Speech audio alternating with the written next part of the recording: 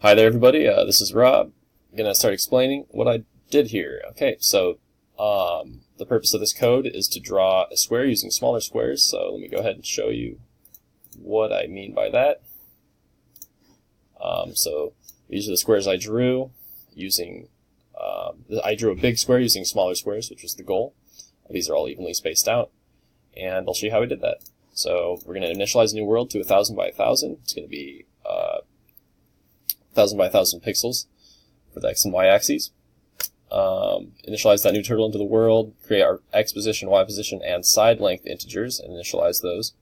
They're all going to start as 100. The side length won't change, but the X and Y positions will change. So we'll see how that happens. So since the cursor starts moving vertically upwards by default, I want to turn it right to make sure everything's spaced out correctly, just how I coded everything. So this block of code here will draw an L shape of squares. It will draw these squares here. And we can see we're drawing 4 squares here using side length. We're starting with our X position and Y position, and we're turning right each time to make those squares and moving forward.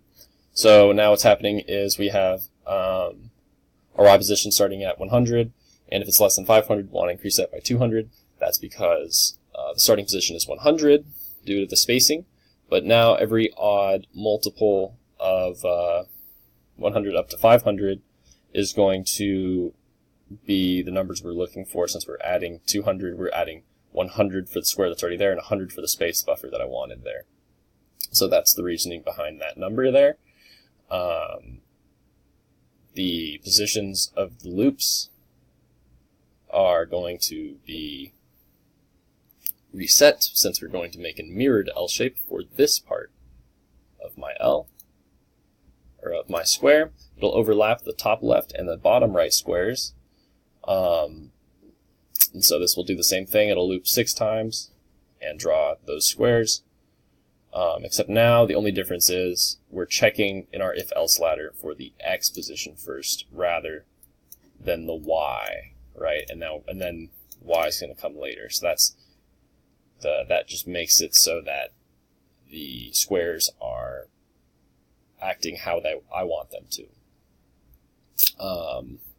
Other than that, that's pretty much it. And I hope you enjoyed this video. Thank you very much.